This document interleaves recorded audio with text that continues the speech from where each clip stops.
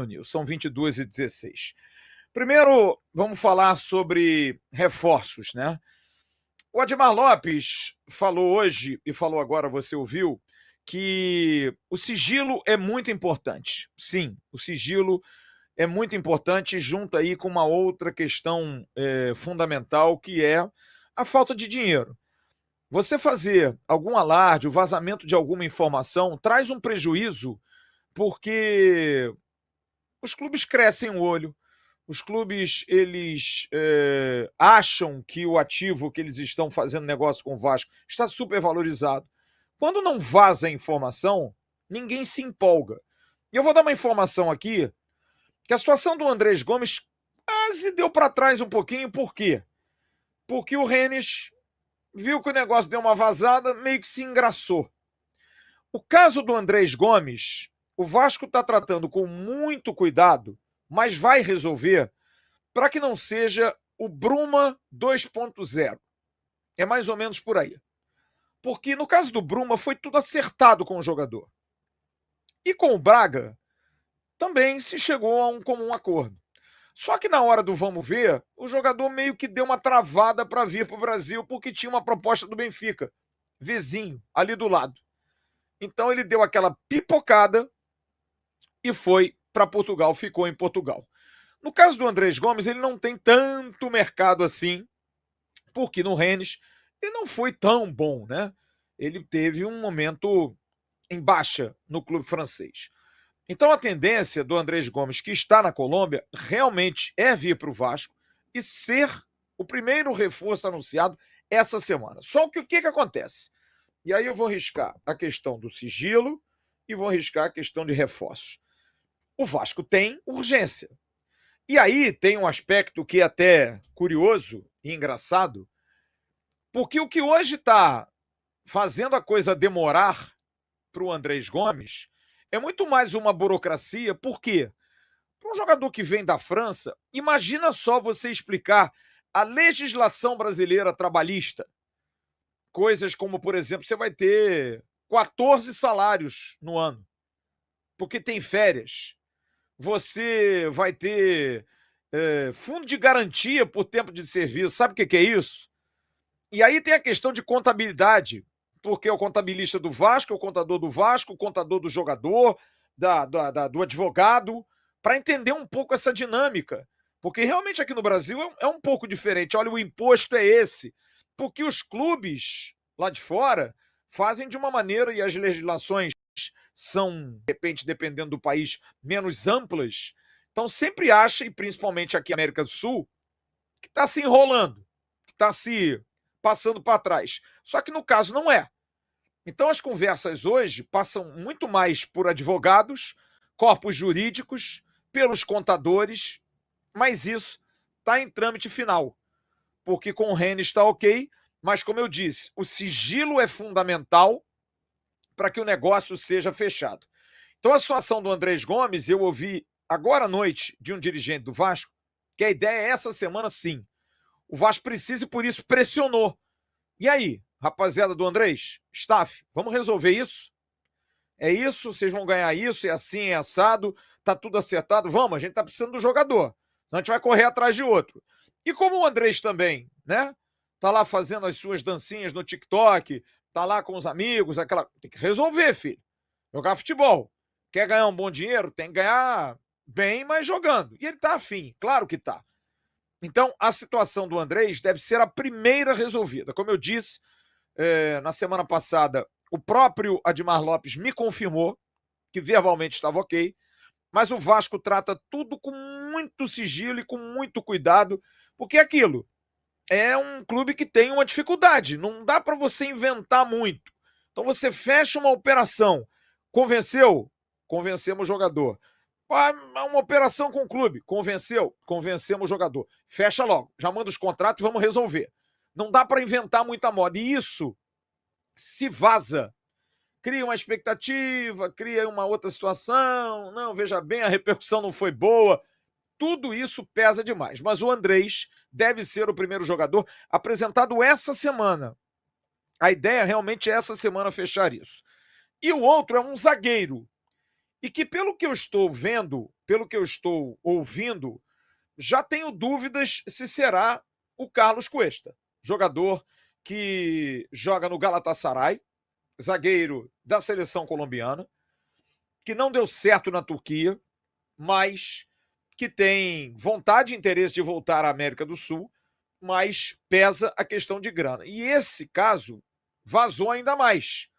E aí aguça interesse de outros. De repente, um clube que não lembrava dele lembra: opa, é o Vasco que está querendo o Cuesta, pô, um bom zagueiro para nós. Oferece uma grana lá que o Vasco não tem dinheiro, não vai competir. Então isso traz uma dificuldade. Mas o torcedor do Vasco poderia estar perguntando: pô, mas se a gente perder o Cuesta, a gente não vai trazer ninguém? Não. O Vasco tem uma lista de zagueiros e trata paralelo. Mas pelo que eu estou sentindo hoje, existem aí mais 2 nomes em paralelo. Não sei se vai ser o Cuesta, porque o processo de convencimento do Andrés Gomes já ocorreu. O do Cuesta ainda está ali aos 60 minutos do segundo tempo. 45 do primeiro, mais 15 do segundo, está por ali conversando. O Andrés Gomes já está com 85 minutos. Falta 5 minutos mais os acréscimos. Então a situação do Cuesta não é uma situação tão fácil assim.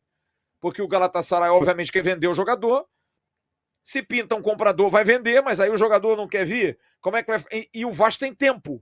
Urgência. Agora sim. Ligou o sinalzinho vermelho. Precisa contratar. Precisa reforçar para o jogo da Copa do Brasil. É até dia 26. A gente está falando do dia 12. Faltam aí quantos dias? Faz as contas. 16 dias, cara. São 2 semanas para resolver isso. Para o cara chegar, inscrever, botar para jogar e render. Então, essa situação está fazendo o Vasco dar uma pressionada enorme para resolver isso. Mas zagueiro pode ser um outro nome. Qual é o nome, Flávio? Não vou especular. Não vou, cara. Não vou ficar especulando o jogador aqui. Ah, pode ser o Rafael Tolói? Não sei. Pode ser o Buda? Não sei. Pode ser o Locha? Faço a mínima ideia. Vocês me conhecem. Não vou ficar aqui especulando o nome. Porque a gente não tem essa necessidade de especular para que vocês gostem, para que vocês deem like. Não precisa disso, cara. A gente está acostumado aqui a dar notícia séria, correta. Se outra pessoa der, se outra pessoa informar, parabéns. A gente aqui não vai ficar ligado porque tem uma pessoa que fica ligada em 10 veículos. A gente vai dar notícia aqui quando ela tiver a certeza. Então, só posso dizer isso. A ideia é, essa semana, ter pelo menos 2 jogadores. Um é o Andrés Gomes, que está nessa burocracia de documentos, papéis, esclarecimentos jurídicos e fiscais, ok? O outro é um zagueiro, urgentemente. Cuesta teve um bom papo, mas ainda não fechou completamente. Existem propostas. O Vasco tem o Pressa. E está, enquanto isso, segurando a linha aqui pelo Cuesta, mas está soltando a linha para outros 2. Se o Cuesta não resolver, eu quero ir. Pô, amigo, agora a gente já trouxe aqui. Obrigado aí, solta a linha e deixa ele tocar a pipa dele. Então esse é o caminho. O Vasco está fazendo dos 2 lados. Então basicamente é isso. Agora, tem uma outra situação que pesa e está pesando muito, que é a situação envolvendo o zagueiro João Vitor. Quem hoje leu o nosso X, e a gente dá muita notícia nas nossas redes sociais, no @avascaínos, a situação do João Vitor, a gente vem informando desde o final de semana. Há uma proposta de 4 milhões de euros inicial do CSKA Moscou pelo João Vitor. O Vasco pede 5 milhões, ok? Hoje a gente trouxe a informação. O Vasco ouviu do CSKA que chega a 4,5 milhões de euros. O Fernando Diniz disse domingo que o João Vitor não quer. Disse a ele: não, professor, eu vou ficar. Mas não é por aí. A família do João Vitor não quer ficar no Rio de Janeiro. O João Vitor não tem mais vida no Rio de Janeiro. O João Vitor tem receio de sair de casa. Tem receio de ir a uma padaria. Tem receio de levar a mulher para jantar num shopping. E de tomar uma dura, de tomar uma enquadrada. O João Vitor, eu recebi essa informação hoje. Semana passada comprou um carro blindado e um amigo foi pegar o carro na concessionária. Porque ele está preocupado. E para ficar nesse inferno, nessa dúvida, Ele não vai dizer nunca, não, eu quero ir embora, porque ele vai do CT para casa, casa para o CT, só que a família a panela de pressão está estourando. E ele, João Vitor, é um cara extremamente explosivo. Então a família está segurando, porque se ele for para a rua e encontrar alguém que vai dizer alguma coisa para ele, é capaz dele reagir. E aí sai pior a emenda que o soneto. Então ninguém quer isso. Então, o staff do jogador conseguiu essa proposta do CSKA. Há uma possibilidade concreta de que o Vasco fique com um percentual ainda de uma futura venda. O CSKA vende para o Milan, vende para o Barcelona, o João Vitor. O Vasco teria um percentual que se discute ser em torno de 25%. O Vasco não tem mais, teoricamente, a obrigação de pagar aqueles 2 milhões além, porque estão em RJ. Mas o João Vitor, e eu descobri isso hoje, tem metas por prêmios muito altas. Ele tem um bom salário, mas as metas, que são metas estipuladas na época pelo contrato, são absolutamente fáceis. Como, por exemplo, a meta de ganhar um prêmio se o Vasco ficar na primeira divisão. Então, para o João Vitor ser campeão ou ser 15º, não tem diferença nenhuma. É ficar na primeira. Então, isso incomoda demais. E ele é um jogador caro hoje para o Vasco. Muito caro para o Vasco. Então, para o torcedor que pensa assim, poxa, mas espera aí, a gente comprou por 6, vai vender por 4 milhões e meio, cara, vai chegar a 6, porque se você economizar com o salário do João Vitor, já dentro do Vasco já se pensa que está valendo a pena.